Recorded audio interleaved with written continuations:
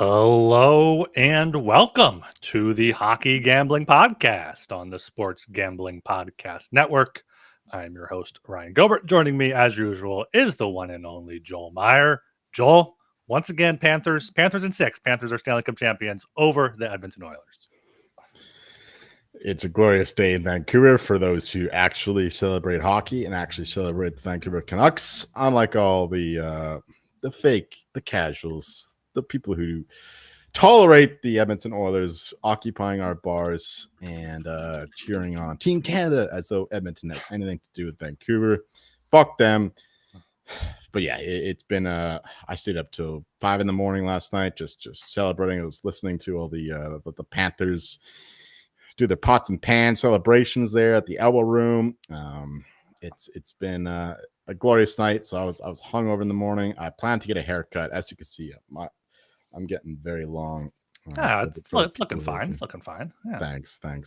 But hopefully I can get a haircut after this show if I'm still in the right condition. But this morning's been very, very laid back.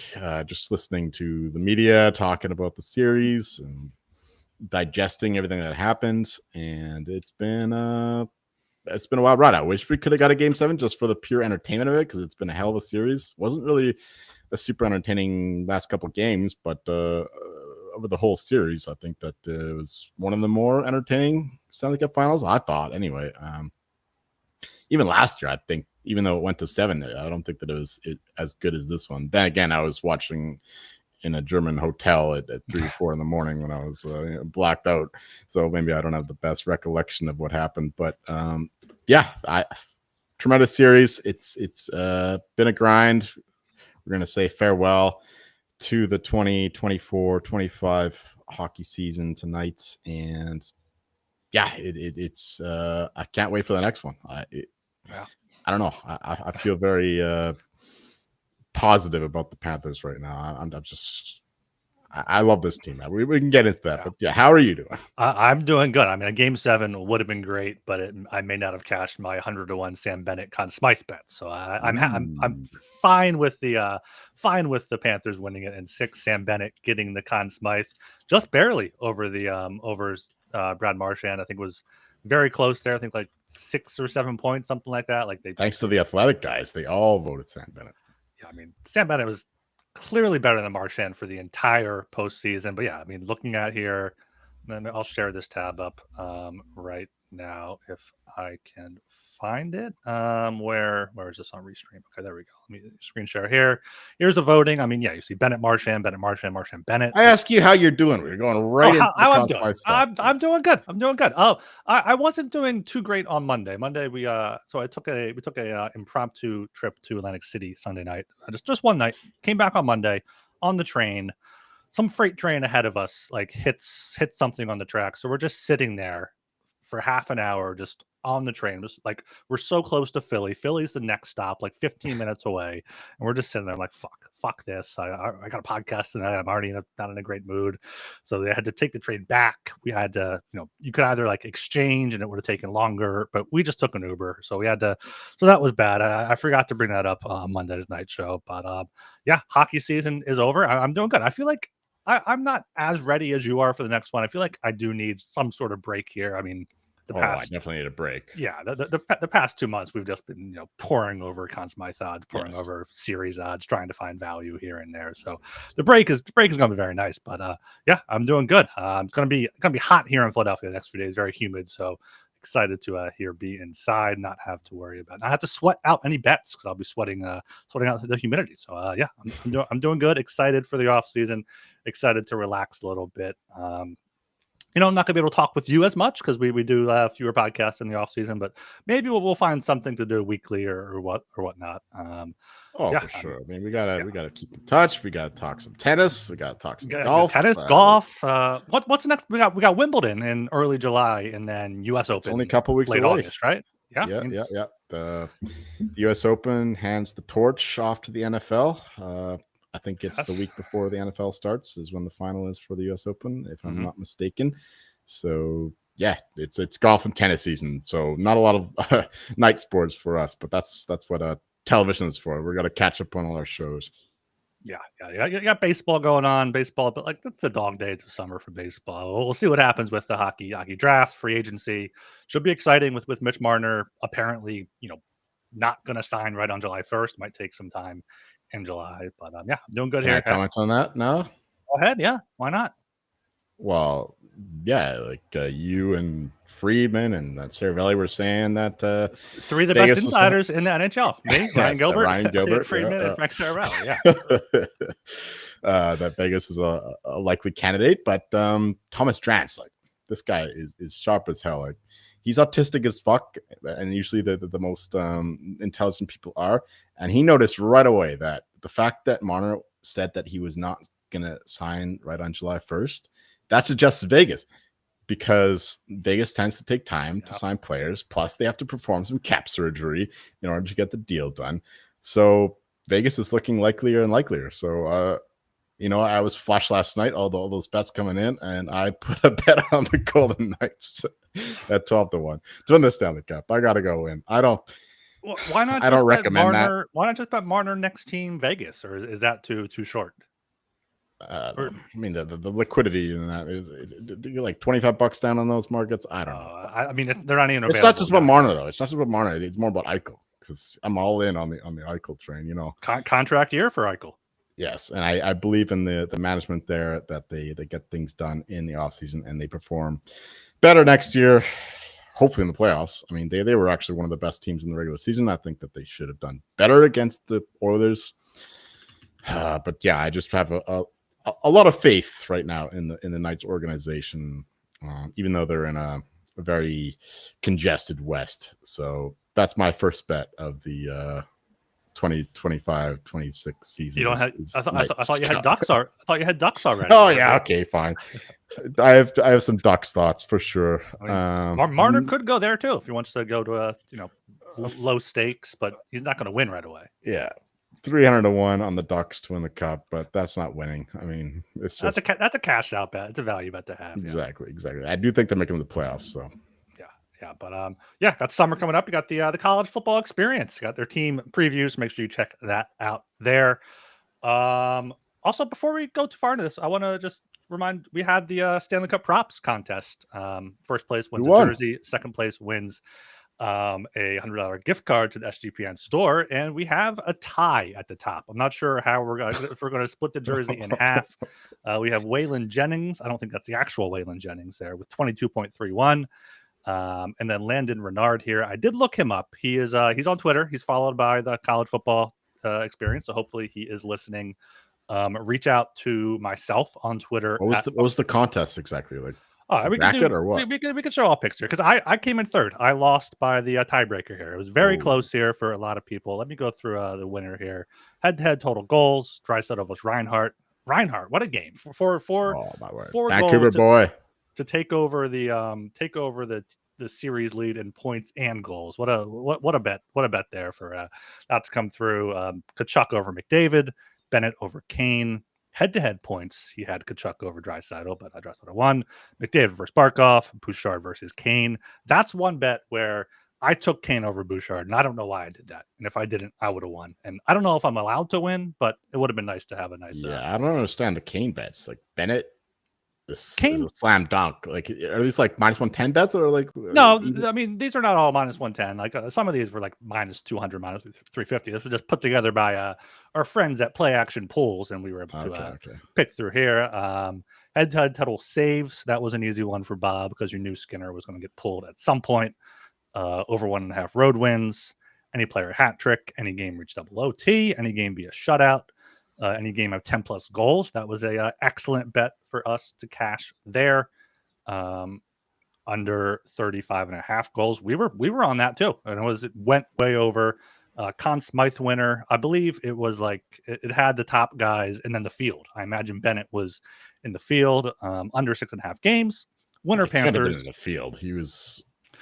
No, I think it was McDavid, Draisaitl, Barkov, Bobrovsky, Field. I think that's Really? what it was. Oh, okay, only 4 guys. I- Makes sense then. Yeah, maybe I'll go back and look at it, but like that winner Panthers and then tiebreaker, total goals scored in the series without going over. This is what won it for him. He had 31, I had 30. So Well, it's a shitty tiebreaker because we still have a tie.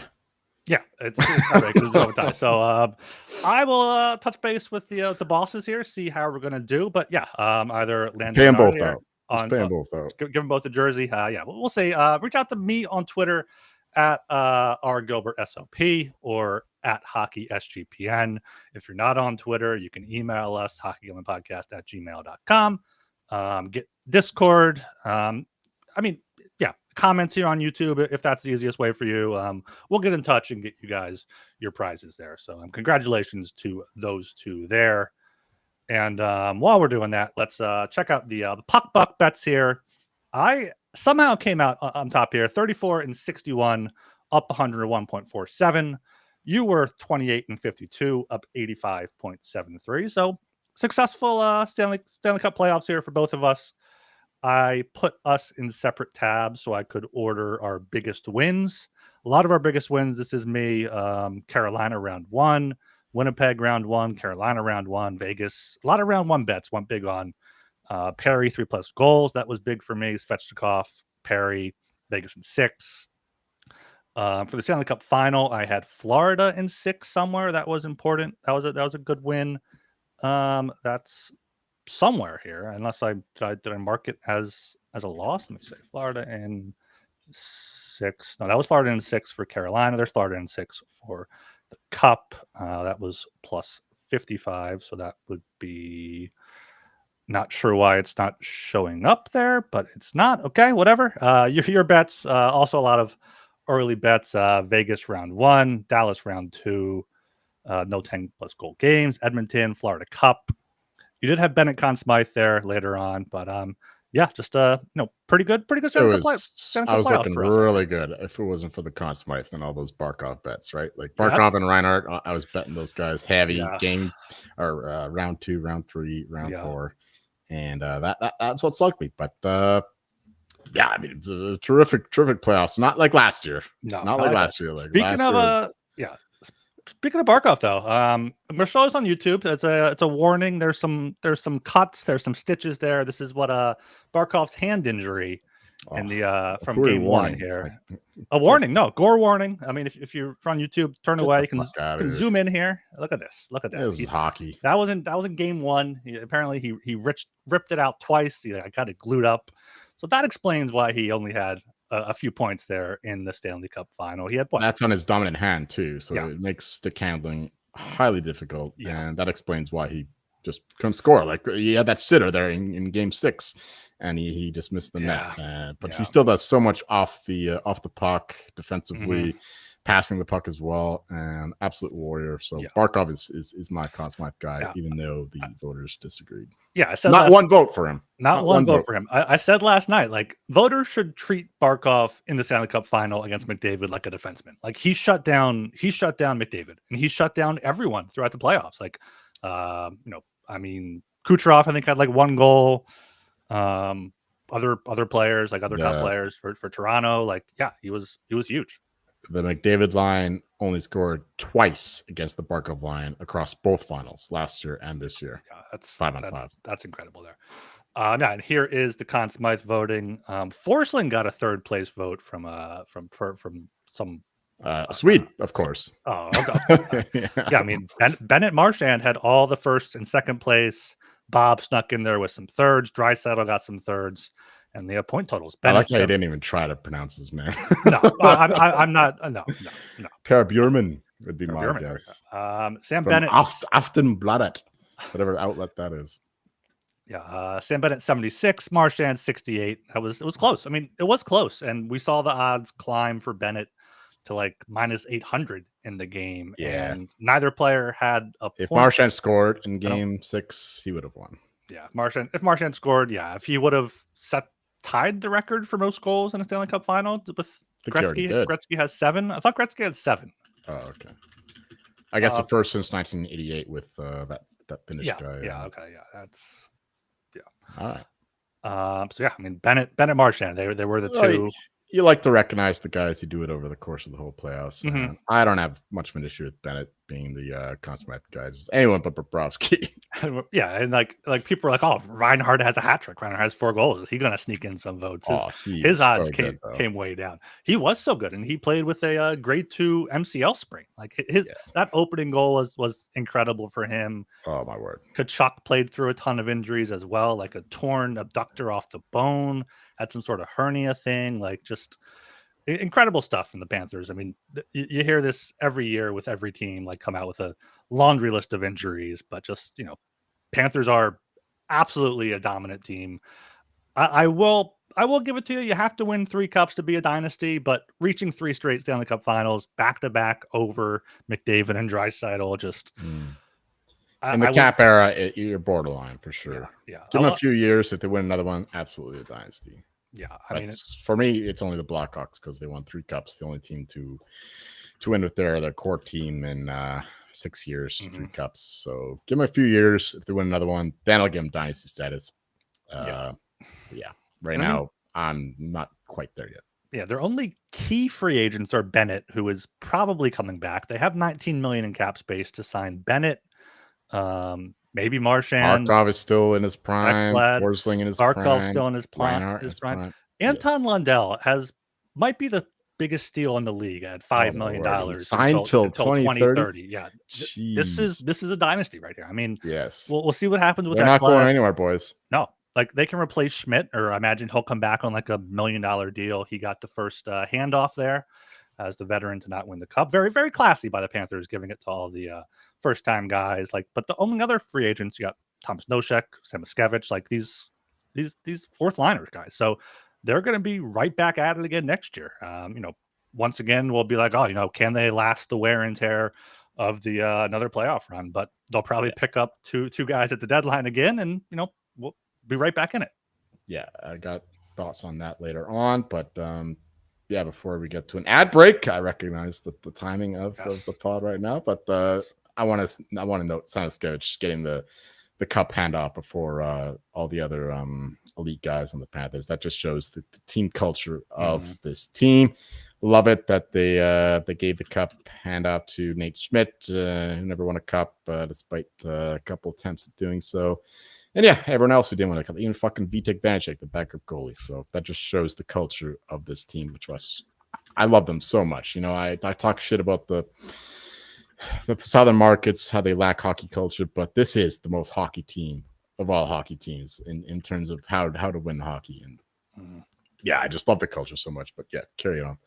Yeah. Right. Yeah, you mentioned it. We got the ad break here. We are brought to you by the Circa Ultimate Fantasy Football Giveaway. Circa Resort and Casino in Las Vegas is giving away the ultimate fantasy football experience for a 12-person league to draft in Vegas and be treated like VIPs for their stay. You get a limo ride from the airport, a $5,000 tab for stadium swim, and a hotel stay for you and your 11 league mates. And you can always get 15% off all the Circa properties with promo code SGP15. Enter the Ultimate Fantasy Football Contest for free at sportsgamblingpodcast.com/circa. That is sportsgamblingpodcast.com/CIRCA. And of course, mybookie.ag is your place to bet on every sport, including the NBA Finals. MyBookie accepts customers from a ton of locations. Easy deposit and lightning fast payouts using crypto. Head to mybookie.ag, promo code SGPN for a 100% deposit match up to $1,000. Terms and conditions apply. That's mybookie.ag, promo code SGPN. And Russell, you said you had a lot of thoughts coming into this podcast, so go spew away here. Let's see what you got. Oh, which one first? Well, I want to talk about the ongoing debate. I don't know if it's reached Philadelphia media, but the state tax thing. I listen to a ton of Toronto media, and for a good reason, because they do have the best guys, the sharpest guys, very guys who are very intelligent in hockey, but they still cannot restrain themselves from whining about the state tax thing, because Toronto is an absolute loser town. Whatever the Raptors bullshit, NBA, who cares? Florida Panthers have not won the Stanley Cup twice in a row because of state tax bullshit. They won because of elite analysis and acquisition of players who have been under what's the word? They have been recognized to be the quality that they have been in other markets, like Forsling from Vancouver and Buffalo. Sam Reinhart, they acquired him. They're winning cups because they are able to identify elite talent and not overpay them, not overpay players. Yeah. Sure, state tax is an advantage. You can pay them a little less, but it's mostly because they're able to bring in these guys and build a winning culture. That's why they're winning these cups, and a winning culture breeds success in itself, because players want to go win a cup. Sure, they want more money. Sure, they want to live in the in Florida, where the weather's always good all the time. And we wear flip flops to the rink, but it's not just because of the state tax thing. Like demanding that the NHL change the rules to make it more fair, it infuriates me, to be honest, because it diminishes the quality, or diminishes the respect that the Jim Nill in Dallas. And I always forget the GM of the Vegas Golden Knights. Is it is that McPherson? McPherson, yes, I think you're right. What he's done there is absolutely incredible. And Bill Zito, when he came to Florida, McCrimmon is the guy's name. McPherson, McPhee. What McPhee was the first guy. So all right, all the mix, the mix, like your flag in the background. So yeah, that just it disrespects the work that they have done in terms of bringing in elite talent, making excellent trades with other teams. I listen to a lot of Vancouver media as well, and we don't complain about that at all. There was always the parallels between Vancouver and Toronto in terms of being, loser franchises and all that. But Vancouver is not whining about that. It's always Toronto who are whining about the state tax thing for some reason. We whine about the LTIR bullshit and whatever. That's fine. I don't have a problem with it, because you do whatever you can to win. Yeah. Just like, even flopping is okay. Like it draws a penalty and get a power play out of it. Okay, it looks ugly, but it gets the job done. So I just have a massive issue with all these Toronto clowns always saying that Florida's only winning because of the state tax bullshit, and they want to change all the rules because of it. I know I have an issue with the Southern cultures, whatever, because they don't love hockey unless they're actually winning teams. That's fine. I do want an authentic hockey market to win once again, but it's not because of the state tax thing.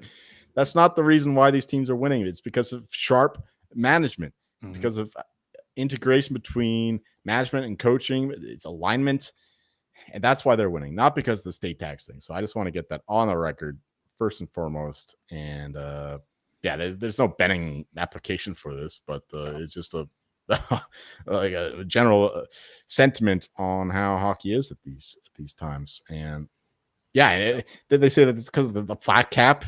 The Lightning won before the flat cap started. They won because they were an elite team. They failed multiple times before they got to the summit in a time there was no flat cap. Yeah. And the Panthers now, they didn't win because guys are taking $1 million or $2 million less. They won because they have excellent drafting, excellent talent acquisition, excellent pro scouting. That's why they won. So I just want to get my thoughts on the record. That's great thoughts there. Yeah, I mean they identified Lundell. They locked him up to that $5 million deal. They identified Gustav Forsling, who was waived by Carolina, who is a team that's usually good at talent evaluation, but they got him. They got Eetu Luosterainen back in 2020 in the Vincent Trocheck trade to Carolina. Right. Sam Reinhart, they gave up Devin Levi first round pick for it. Then he re-signed. The Tkachuk trade was huge for them, a huge gamble, and it definitely paid off. With getting rid of Weegar, getting in Tkachuk there, definitely changed the whole franchise. So it's not the state tax. You can point to the state tax if you want to. That's an argument you can make. It's a mild advantage for sure. It's whining. It's whining about it. Yes, it is whining. Because I only hear Toronto people really vocal about this. Canadian media should be more concerned with the what's the word? The Canadian dollar versus the US dollar, because they pay players in American dollars and they take in money. That's they get paid in the US. Yeah, that's a disadvantage for Canada, is it not? No, they get paid in USD and they spend in Canada. But they get less gate revenue from fans and from concessions and whatnot, because they're taking in Canadian money and paying out US money. I'm talking about the players, though. Oh, for the players, yeah. For the players, I'm saying from the team's perspective. So yes, we agree. We're just looking from different perspectives, I think. Okay, I don't know. I haven't heard this thought though. Anyway, the Canadian dollar is weak compared to the US dollar. Yes, but the players playing in Canada get paid in USD. Yes, but they get to live in Canada. Yeah, I'm looking from the franchise point of view. The fans don't care about the players being happy. The Canadian teams aren't getting the American dollars in concessions and whatnot that the American teams are. They're getting less and potentially have to. I think that's more valid. We are going way out of our. We are. I think that's more valid than the state income tax. That's all I'm saying. There's also the advantage for Canadian teams like Toronto and Vancouver of having all these elite players born in these provinces. Yeah, so get hometown discounts. Yeah, exactly. Do you think John Tavares would sign with Toronto if he wasn't from the area?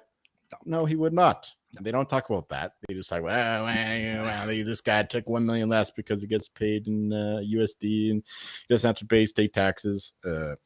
Fuck that.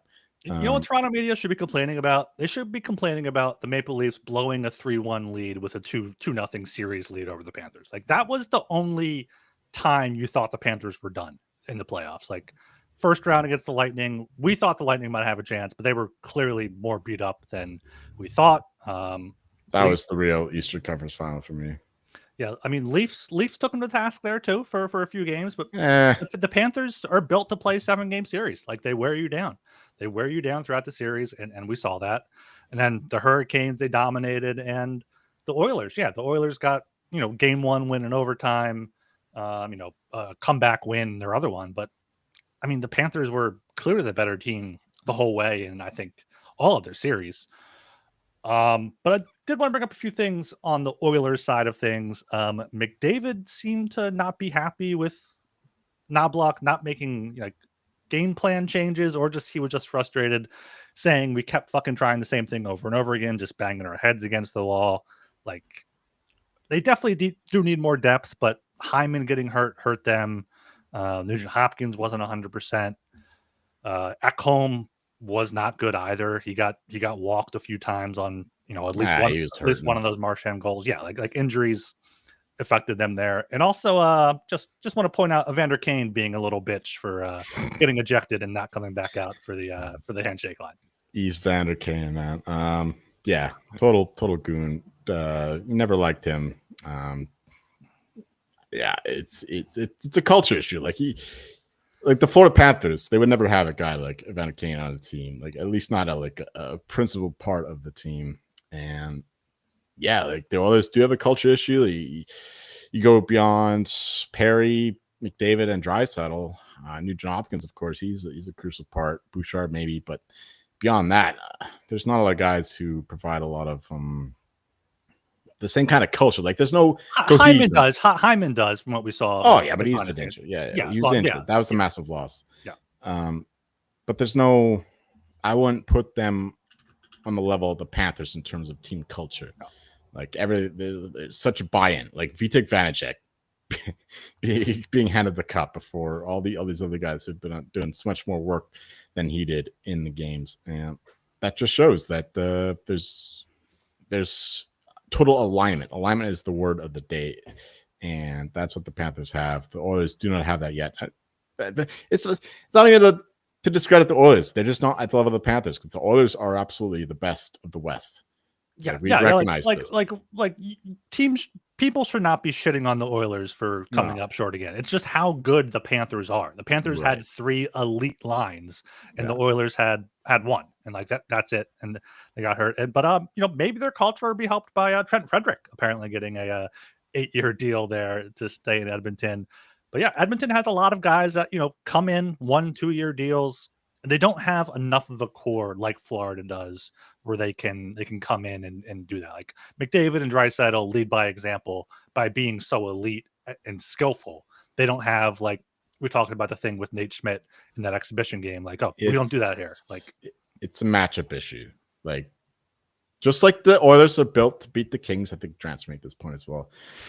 The Panthers are built to beat the Oilers because they have the neutralization factor of Barkov, Forsling, and Reinhart at his peak. Like, Reinhart clearly got healthier during the course of the series. Barkov won the Selke. Reinhart was second or a finalist, and Forsling would be a finalist if there was a defensive defenseman trophy. Like that's an insane trio to put out there. If you just knock out the Oilers' top echelon, the rest of the depth takes care of the business for the Panthers, because Lundell could be a first-line center on a lot of teams right now, and he's playing third-line center. We got Marchand on that line. We got Luis Arena, who's absolutely come on. And then we got this scoring line of Tkachuk and Bennett on the second.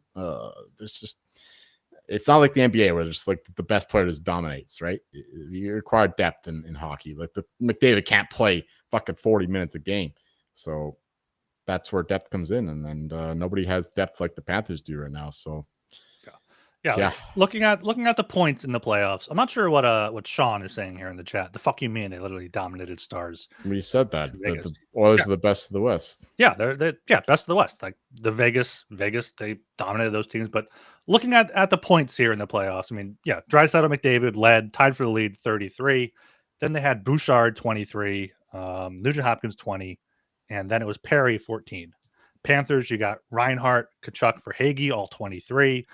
Bennett 22, Barkov 22, Marchand 20, Luosterainen and Lundell 19, 18, like Rodriguez 15. Like, they have the depth. Ekblad 13, and it's just, you shut down that top line of Edmonton, you shut down that power play, you don't take penalties, and you win. Archer's still disagreeing with us, saying the Oilers had great depth, but they had fine depth. But that doesn't compare to the Panthers. Like, look at their third line. Marchand, Luosterainen, and Lundell compared to what? Connor Brown and Adam Henrique. They fucking kill him. Shout out Podkolzin, though. He had the only goal of Game 6. Look at the defense. Look at the defense there. Look at the defense. Nate Schmidt and Aaron Ekblad, 83% expected goals for percentage in the series. What did the Oilers' second deep pairing do? Nothing close to that. They got fucking swamped. And because the Forsling pairing always was against McDavid. So when you pair Ekblad and Schmidt against the middling Oilers group, they're going to dominate. So that's another example of how the Panthers won this series with depth. I don't know what the hell his argument is. Yeah, I don't know what he's saying either. But yeah, we said it. He's saying, having Skinner and Arvidsson as your scratches are more often than not your second and third line guys. Yeah, our Skinner and Arvidsson are the third. They're the third piece on a good line. Like, Skinner can't carry a line. He can be the winger when there's other two good centers and wingers. He says, "Okay, I'll give you their D-men in goals and things bad." Yes, we're comparing them to the Panthers, though. We're not comparing them like an average team. We're not comparing them to the Canucks. Like, the Panthers' depth, like what? Their fourth line is like as good as the Oilers' third line. Yeah, I don't really. I don't understand. I don't really know what he's saying. We're not going to indulge that anymore. Ignore him. Ignore Archer.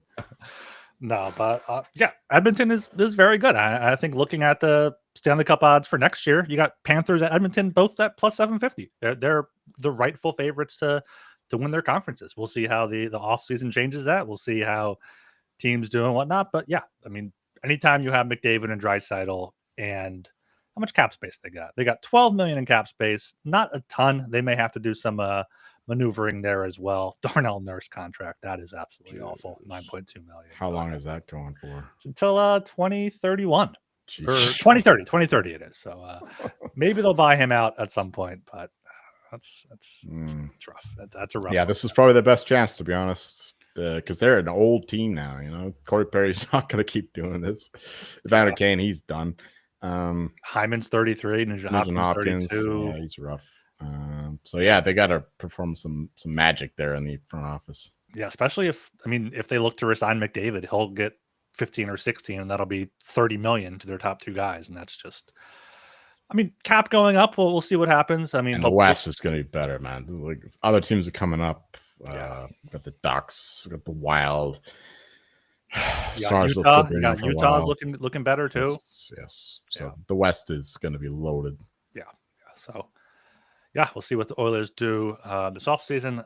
Before we move on here, we are also brought to you by Underdog. Underdog is going long for the NBA Finals with their extender bonus, hopping game one. And the longer the series goes, the bigger the bonus gets. Sign up with promo code HGP to claim your special pick and first-time deposit offer up to $1,000 in bonus credits. UnderdogFantasy.com, promo code HGP. And of course, Rhythm, they got their power trends, AI-detected patterns where Rhythm's model has consistently won and has a high return on investment. Power trends are updated daily and exclusive to Rhythm. No touts, no noise, just clean data-backed bets. Download the Rhythm app, check out power trends, and start betting smarter. You know we'll be. Get your 7-day free trial, sportsgamblingpodcast.com/RITHMM. I did want to look at NHL draft odds a bit. I know we talked about it a bit last show, but looking here on our friends at MyBookie, I've done a little bit more draft research in over the past few days, doing some podcasts for Broad Street Hockey with the Flyers having the 6th pick. So Frondell still the favorite for the 3rd overall pick at -140. Desnoyers plus 250. Martone, Hagens. Don't hate Martone there at plus odds, plus 350. Could see Chicago go for a big winger to pair with Bedard. That's probably the way I would play. The 3rd overall pick would be Martone there. Frondell does look like he'll be the guy, but I'm not going to lay -140. Brady Martin under 8.5, -330 is probably too high to bet, but it does look like he is coming up the ranks a little bit. Desnoyers is at 4.5. I think that's probably where he should be. I could see that over 4.5 Desnoyers being a solid bet at a plus 115.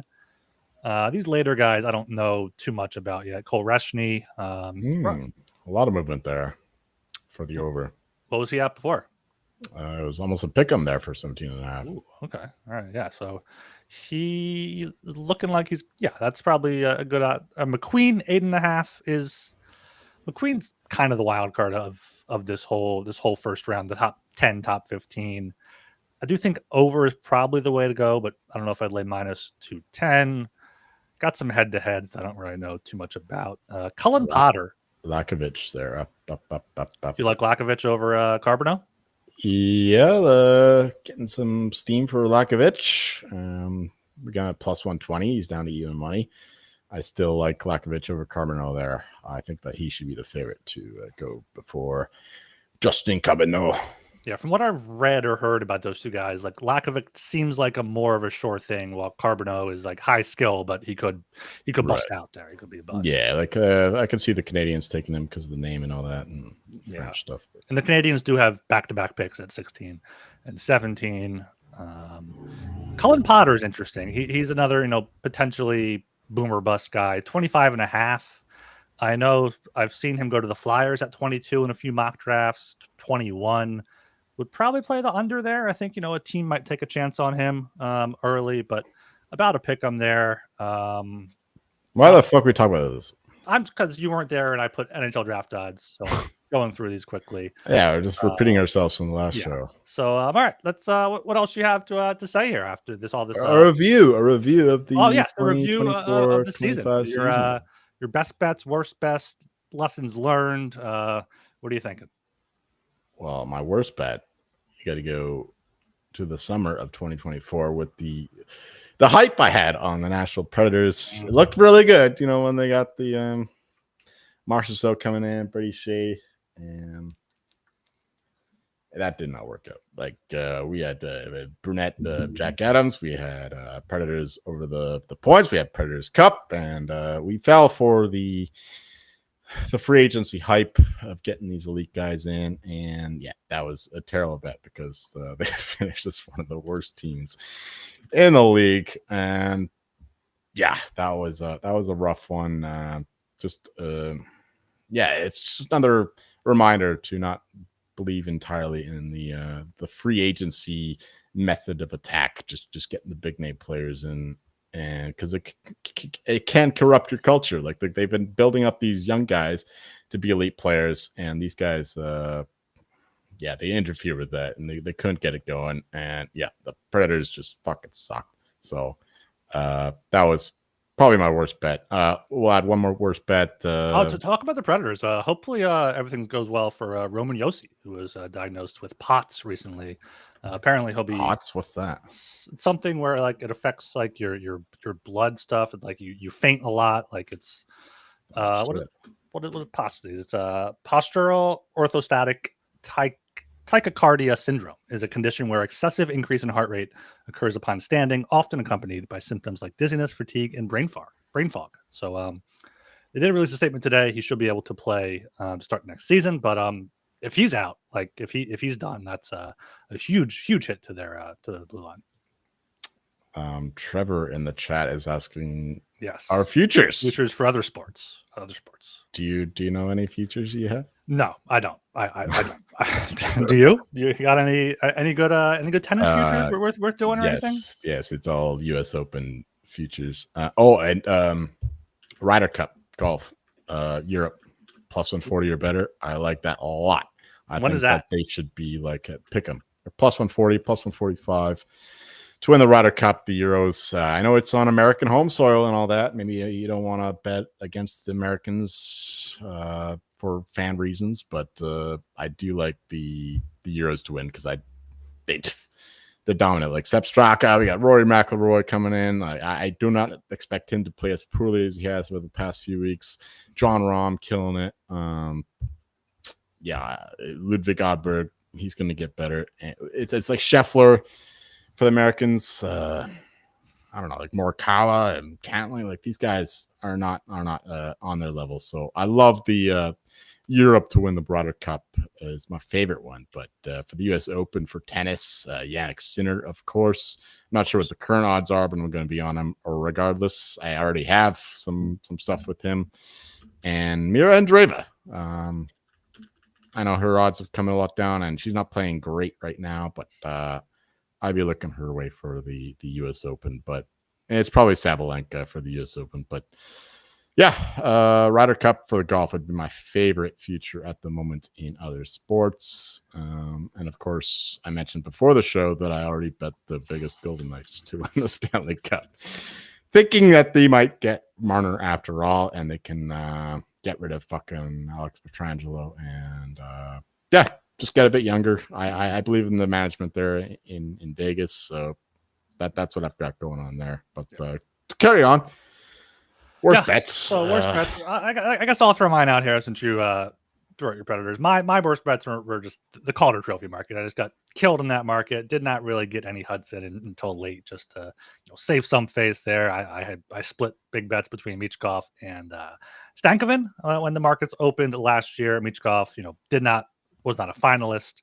John Tortorella did not do him any favors, but I mean, then I went on Celebrini during the season.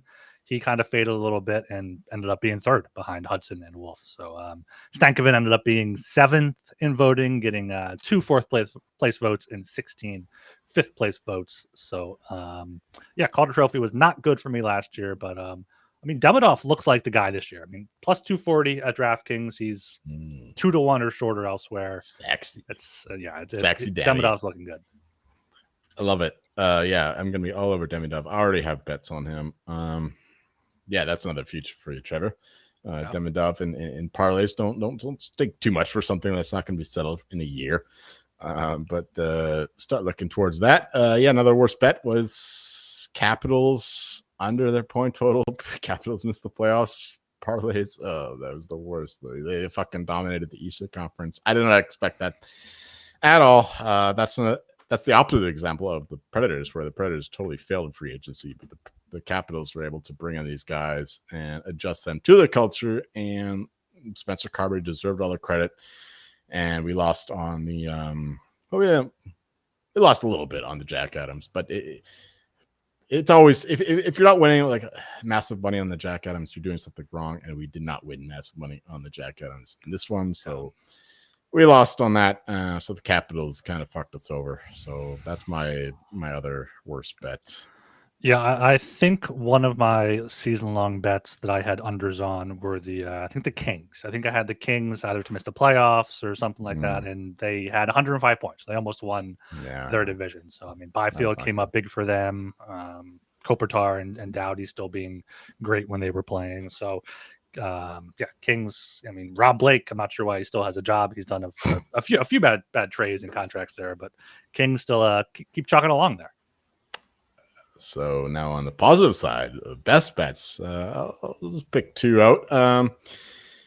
You could say it's a bad bet because I did bet a lot of Celebrini mid-season, but Lane Hudson, 12, 10, 8, 6-1, 5-1 in the first half of the season, all over that. And I thought the Celebrini would go away with it. So I was betting him in the middle third of the season.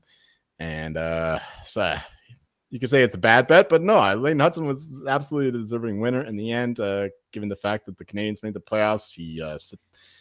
Did he set the record for most playoff or most assists by a rookie defenseman? I think he was up there anyway. Yeah, I think he did. So I'm going to take some credit for that. Anyway, I think that's a really good bet. Made a lot of money on Hudson. Celebrating would have been nice too, but Calder Cup or Calder Trophy was really good. Calder Cup in my mind. Go Abbotsford, baby, 2-1. You got Seelov's getting an assist last night. Yes, sir. Linus Carlson, Ashley Baines, killing it. Finally, we'll wrap this up. Atlantic to win the cup. That's it. Like I've been betting that ever since I believed in the Lightning. I believed in the Panthers. I even kind of believed in the Leafs, but it was mostly just I didn't believe in any of the fucking Metro teams. So I knew that one of those teams from the Atlantic would make it to the finals. So you can do whatever you want with those bets at plus 280, plus 300 in the finals. So that made me a lot of money. The Atlantic to win the cup was absolutely immense. Because the Hurricanes, the Devils, the Capitals, they were all frauds. And the Atlantic was clearly the stronger division in that conference. So that was my favorite bet. And it paid out. Run that back this next year. I mean, who in the Metro is going to you have no idea even who's going to make the playoffs out of those teams. Like the Rangers. Jack Hughes is healthy, maybe the Devils. Yeah, I think Devils will be good in the regular season, but they don't have what it takes in the playoffs there. Fitzgerald was saying that they need to reorganize or reorient themselves around a different kind of culture. So I'm still positive on the Devils. You know, I know you hate them because of the Turnpike rivalry, whatever the fuck it's called, Battle of Turnpike. They did also steal Brad Shaw, who's a wizard on defense. So now he's working with Dougie Hamilton and Luke Hughes. So all right, that's scary for Flyers fans. But yeah, Devils I think are a team to watch in the next few years, but I think they need some experience first. Atlantic. Here's my bold take. This is what the Canucks should do. Trade Quinn Hughes to the Devils right now. Just fucking tank, because the Canucks are not winning the West, given the strength of the conference for the next 5 years. Just fucking trade Quinn Hughes. Just sell out. Just fucking tank. Get some promising prospects in. Get some elite talent, because these guys are not going to win the cup in the next 10 years. This core is not going to do it because they're not keeping Quinn Hughes. He's not going to stick around for a team that's continually on the bubble. So that's my bold take. Just fucking sell out. Just get rid of these guys and be a bottom feeder like the Sharks or the Ducks and get elite talent. That's the long-term plan for the Canucks. I'm saying it right now. I think they should trade Quinn Hughes to the Devils as well, but I think they should get someone that can help them win now in the future. If Quinn Hughes stays, then okay, you got to build around it. But I don't believe he stays. That's the whole premise of my argument. Yeah, I don't think he'll stay either. I think he'll either go to the Devils or go to somewhere where he's at least closer to his brothers there. And like, I was He's always going to the Devils. There's no other team that I would suggest like he sticks around. It's either Vancouver or New Jersey, and I think it's New Jersey. Yeah, I was always thinking like Quinn Hughes, something with like Nico Hischier and like a defenseman, but I forgot Hischier is their captain. I don't know if they would trade him, but maybe they get a European thing going in Vancouver. Who knows? But looking at Vancouver's cap, like they have Hronik, they have all these other guys signed up. Marcus Pettersson is locked up. They'd have to trade Pettersson. They'd have to trade Quinn Hughes, which is probably the best thing to do for the long term. But sell them all. Believe in the Abbey Canucks. Teams don't do that. Believe in the Abbey Canucks. Yeah, no. Especially GMs that know they're gonna be fired. If you trade Quinn Hughes, you're gonna be fired in a few years. Like you're not gonna see a rebuild. So yeah, Rutherford's not sticking around for the long term. But that's objectively, if you take away all those tangential personal reasons, I think that they should just fucking sell. Like that's the Canucks path to the future, because just wait out the Avalanche, their reign, wait out the Stars, wait out the Oilers, and then the Canucks will rise to the top. You got to have a long-term plan, right?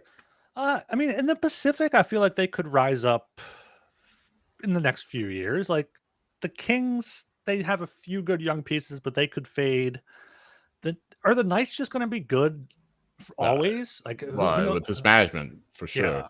Yeah, we'll see what happens with Eichel if they get Marner. Like, I don't know. It's very hard to sell a tank in a rebuild to any fans, especially in the. You have the other arguments for ownership. You want to keep the guys in the building, raise the ticket prices, and all that bullshit. But from a strictly hockey perspective, I think the plan is, if you just want to win the cup, the plan is just fucking tank for a few years. Yeah. What is Quinn Hughes' injury? Is that something that could be like something that sticks with him? No. Okay. No, that's fine. Demko is the only one that's Demko. Yeah, there's talks with the Flyers should trade for Demko, but I mean, Erson's injury prone, Demko's injury prone. Was not be good there. You mentioning the Atlantic to win as a good one reminded me of my Central to win the cup bets as a bad one. It looked good. Jets, Stars, Avs. I mean, Wild were in there for a bit. I don't think it was bad. That wasn't bad. It wasn't like my worst bet. It's not a worst bet, but it was, it just reminded me that I had that. Probably should have also had some Atlantic to have 2 plus 250 bets or whatever there. The Avalanche should have won that round one. And who knows how would have happened. Like the Avalanche, I think, it matched up better against the Oilers. Yeah. And the Stars do. Absolutely. I think so. Yeah. And also, do you see Smitty here in the chat? Oh, fuck him. I'm not paying attention to him. I'm a fake Leafs fan. The only thing worse than a Leafs fan is a fake Leafs fan. Yeah. All right. Anything else? Any other points you want to get off your chest here before we reach the hour mark here? No, I'm good.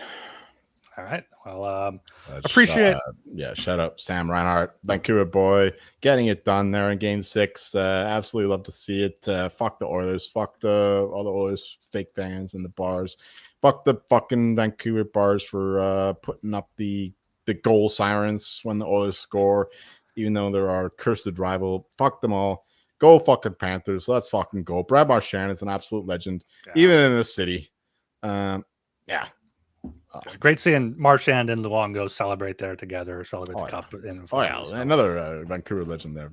Roberto Luongo, love to see him succeed after being treated very terribly here in Vancouver. But that's what happens in a proper hockey market, unlike Florida.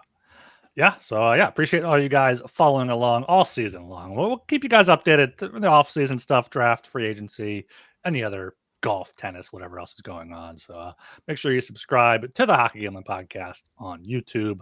Like and comment there. Leave us a 5-star rating and review on Apple and Spotify. Follow us on Twitter at HockeySGPN and get in the Discord, sg.pn/Discord. I am Ryan Gilbert. You can follow me on Twitter at rgilbertsop. And I'm Joel Meyer. You can hopefully find me a few pounds lighter with some hair off